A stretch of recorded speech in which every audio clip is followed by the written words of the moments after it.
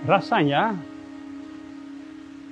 tidak ada waktu yang lebih tepat daripada pergantian tahun untuk merenungkan, sedikit bermeditasi tentang tahun yang baru lalu. Apakah tahun yang baru lalu suatu tahun yang penuh sengsara, penderitaan, sakit melulu? Atau barangkali tahun yang lalu toh kalau dilihat adalah suatu tahun yang penuh rahmat, penuh kebaikan dari Tuhan. Saya mau cerita bahwa tahun yang lalu sepintas bagi saya suatu tahun yang sial. Selama 2 bulan saya terpaksa harus berada di rumah sakit. Sudah mulai dengan Natal tahun yang lalu. Saya ingat pagi hari Minggu saya memberkati anak-anak sekolah Minggu. Saya merasa sehat. Tapi tiba-tiba saya sampai di dalam pastoran itu sakit luar biasa di sini, luar biasa. Maka saya minta kepada teman saya, tolong saya dibawa ke rumah sakit. Loh kenapa? Kan sehat-sehat. Tidak, saya sakit sekali. Kemudian saya dibawa ke rumah sakit. Kemudian terjadi jalan sengsara. Pastor diopname, diobservasi, dioperasi, di apa-apa saja. Saya kaget. Orang yang tadinya masih sehat, berapa jam sesudahnya ternyata sakit berat. Saya malahan diberi sakramen pengurapan orang sakit oleh Bapak Uskup. Umat banyak yang datang, sangka yang tidak. Hari berikutnya macam-macam hal-hal diperiksa, sampai CT scan, sampai jantung semua diperiksa. Malam Natal, aku dibawa dalam kesunyian, kesepian ke kamar operasi. Di gereja orang-orang nyanyi malam kudus. Aku nyanyi malam sepi. Nggak ada siapa-siapa. Ya, hanya beberapa orang yang setia mengantar saya sampai ke pintu operasi. Kemudian saya sendiri. Nggak tahu mereka berbuat apa. Saya juga tidak tahu saya sakit apa. Ternyata hari berikutnya jam 10 pagi saya terbangun di ICU. Dan ternyata dokter itu tanpa izin dari saya mencuri 100 meter dari usus saya. Wah, ini operasi besar, 30 cm.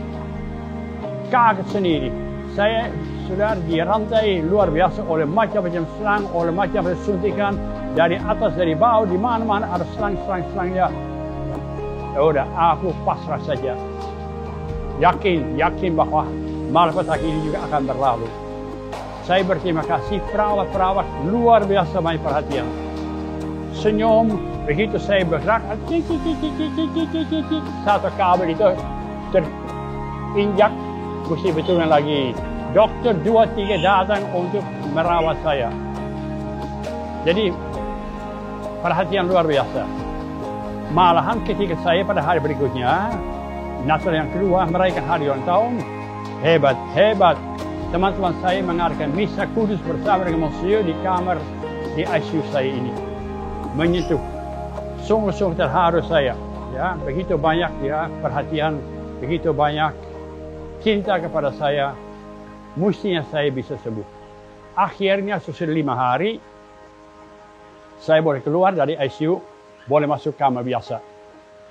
Lebih bebas. Tapi masih ada luka yang besar, masih ada selang-selang yang macam-macam. Belum bisa BAB, belum bisa apa-apa. Semua harus diatur. Bagaikan bayi yang menyerahkan diri kepada perawat-perawat. Tapi sedikit-sedikit keadaan menjadi baik. Dokter-dokter senyum, pastor akan sehat, akan sembuh. Saya boleh bangkit berdiri, boleh coba duduk, ya, boleh pilih makanan. Malah saya boleh dibawa keluar untuk dijemur. Nah, di situ juga suatu pengalaman yang luar biasa. Kalau dijemur itu di depan kaca, ada macam-macam orang yang juga duduk di situ. Mereka cerita. Begitu mereka tahu bahwa saya seorang imam, mereka membuka diri. Mereka menyampaikan keluhan mereka, kekecewaan mereka, dan saya merasa terima kasih. Bisa menghibur, bisa membantu mereka.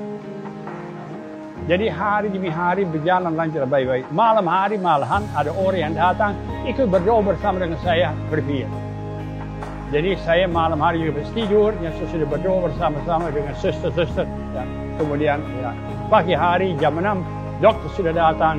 Good morning, Pastor, apa kabar? Ya, senyum dia, bagus. Akhirnya saya sudah boleh pulang, tapi harus fisioterapi terlebih dahulu. Ternyata fisioterapi 1 hari saya nurut sama brother-brother di situ. Hari berikutnya ternyata saya lebih cepat lari daripada mereka. Saya sudah gesit, sehingga dokter mengatakan, Pastor, silahkan dari saya boleh pulang. Sesudah 3,5 minggu ya di rumah sakit, akhirnya saya boleh pulang. Belajar Allah bahwa justru kalau ada di rumah sakit itu, keheningan itu menguntungkan kekuatan batin, menguntungkan supaya menjadi orang yang lebih pasrah kepada Tuhan, lebih sering berdoa. Tapi jeleknya adalah begitu keluar dari rumah sakit, jatuh lagi dalam penyakit yang lama. Kejar prestasi, pekerjaan, dan lagi-lagi menjadi budak dari mau berhasil. Satu hal yang sampai sekarang ini belum normal adalah BAB. Saudara, gara-gara usus itu dipotong sekian banyak itu, maka akhirnya usus saya belum terbiasa untuk mengatur makanan dengan baik-baik itu. Masih seringkali merupakan suatu kesulitan. Tapi ya sudah, terima saja. Pikir saya untuk tahun ini, tahun 2020, sudah cukup 3,5 minggu di rumah sakit. Cukup. Ternyata pada suatu hari, saya di Oktober, saya mau menengok teman saya yang sakit. Saya mau berangkat naik Vespa seperti biasa, tapi dia telepon, lebih baik jangan naik Vespa, cuaca tidak bagus, saya kirim sopir dengan mobil kepada kamu, ya, selamat datang. Nah, saya dengan sopir, entah siapa, ya, dengan mobil saya ke sana, entah mungkin saja masker saya kayak ginian, kurang nutup. Entah sopir itu namanya juga tidak sempurna. Pokoknya sesudah saya pulang, saya merasa bahwa badan saya linu sedikit. Batuk dikit, tidak banyak. Ya, tapi tidak fit. Sehingga saya mengatakan pada teman saya, hari Minggu saya kebetulan memimpin misa di Bormeus. Saya mau habis misa, saya mau di-swab saja.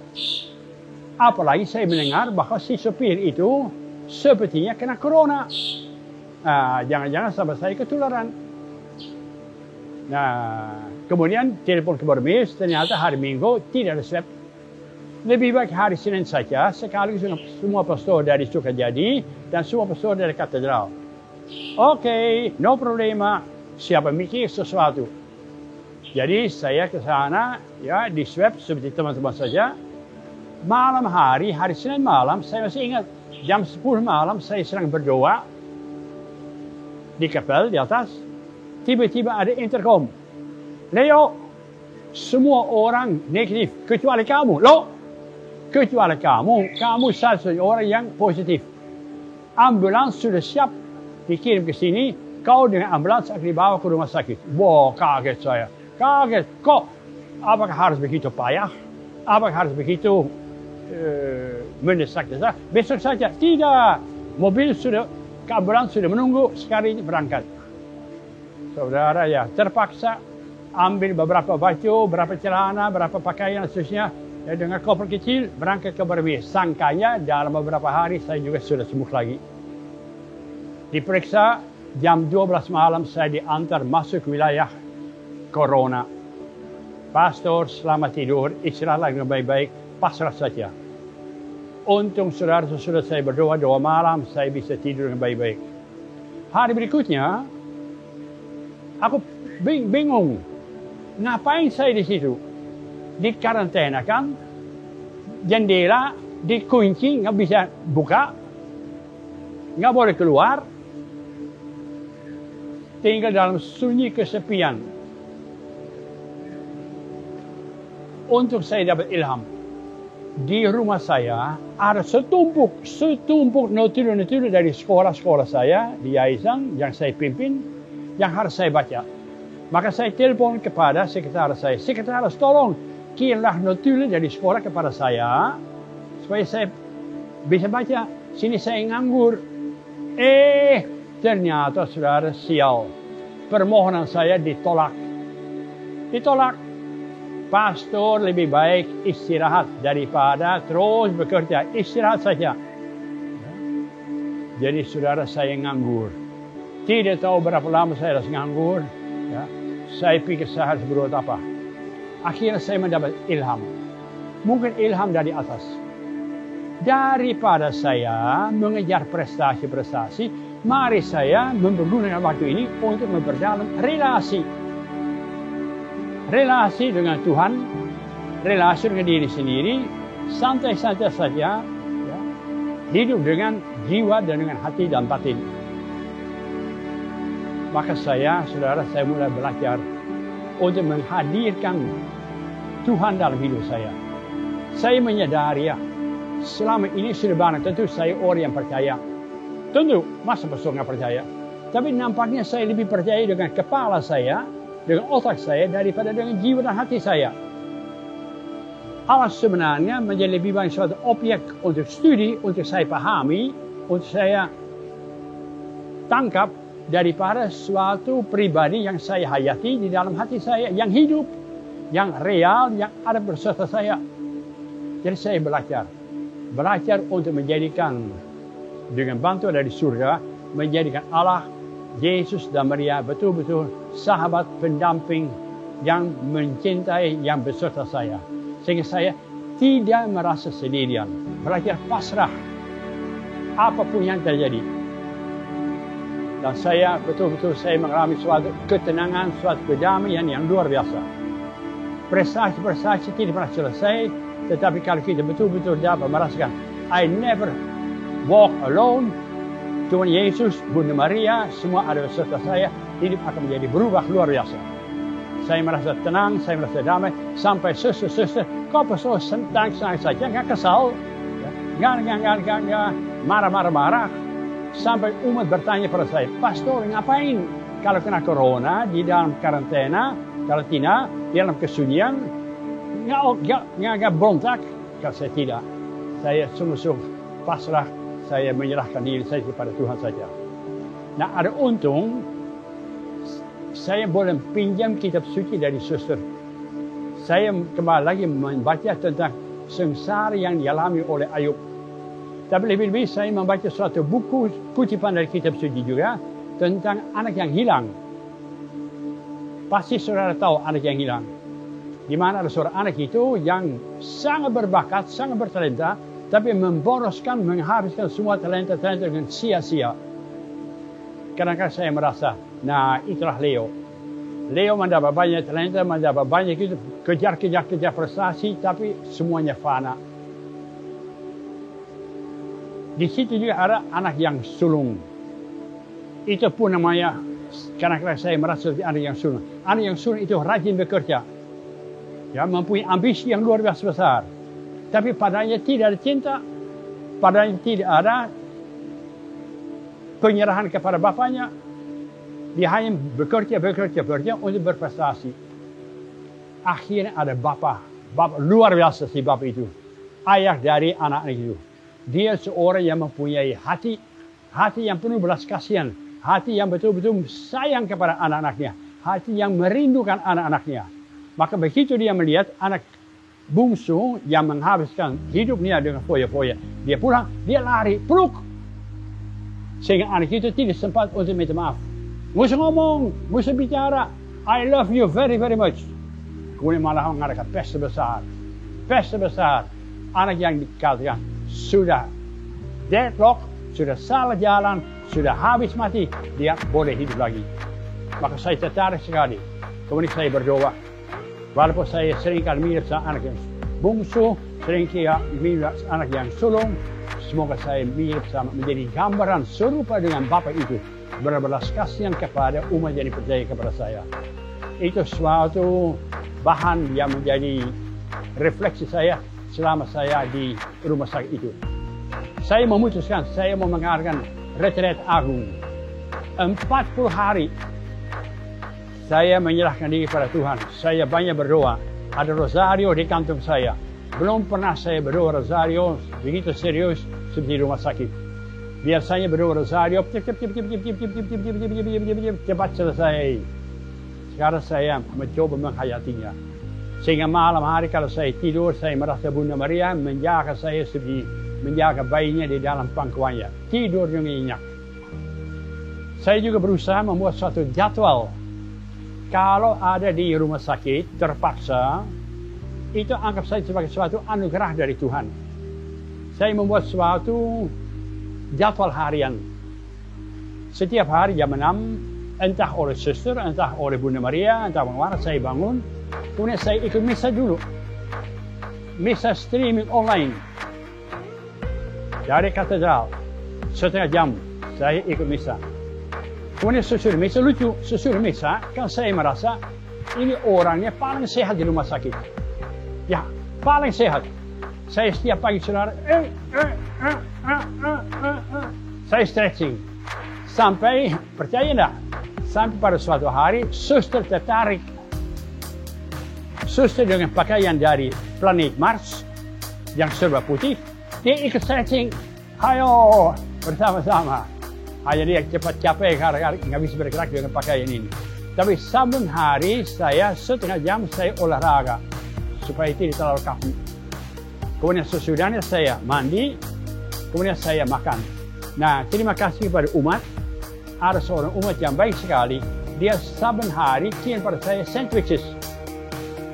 Daripada saya hanya makan yang nasi, yang diet, dari Borromeus, membosankan. Wah, ada sandwiches, ada telurnya, ada dagingnya, sikat, enak. Jadi hari cepat berlalu.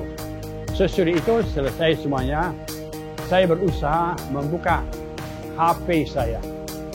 Ada setiap hari ada puluhan, kadang-kadang ratusan WhatsApp. Umat kirim doa, umat kirim perhatian. Pastor cepat sembuh, pastor, kami doakan. Hebat, hebat saudara. Betul-betul haru tersentuh saya. Begitu banyak orang mendoakan saya waktu saya di rumah sakit.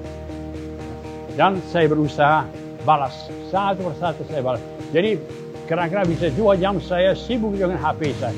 Sampai pulsa berkali-kali habis. Untung ada perawat yang bisa membantu bagaimana harus mengaturnya sehingga jalan lagi. Nah, jadi bagi saya berada di rumah sakit itu suatu pembelajaran yang luar biasa. Di mana saya pertama-tama lebih banyak mulai menghayati hadirnya Allah, surga, Yesus, Maria beserta saya. I never walk alone. Ada yang menjaga, ada yang berbisik. Pokoknya kamu aman di tangan Tuhan. Yang kedua, saya berterima kasih. Suster-suster ramah sekali. Mereka cerita-cerita, mereka kira-kira juga mempunyai kesulitan-kesulitan, dan saya boleh menghibur mereka. Merasa bahwa walaupun sakit sendiri, ya masih bisa berguna untuk memberi semangat kepada mereka. Dan yang ketiga yang saya belajar adalah baru tahu bahwa umat itu begitu peduli, begitu cinta pada saya, kirim berita-berita, mendoakan saya dan seterusnya. Nah sekarang terakhir, saya undang umat, tolong teruskan doa. Jangan mengatakan, oh si Pastor Leo sudah sembuh, ya Alhamdulillah, terima kasih. Tidak, berdoa supaya apa yang saya belajar di rumah sakit itu tetap saya lanjutkan dalam kehidupan sehari-hari. Tidak hilang mengejar prestasi, tetapi lebih banyak membangun relasi. Pertama dengan surga, dengan Tuhan, kedua dengan umat saya. Ya. Jadi semoga saya tidak jatuh lagi, bukan hanya sakit saja, tapi juga tidak jatuh lagi dalam mengejar prestasi. Ya. Doakanlah saja, kita saling mendoakan. Sekaligus selamat tahun baru, ya Tuhan beserta kita.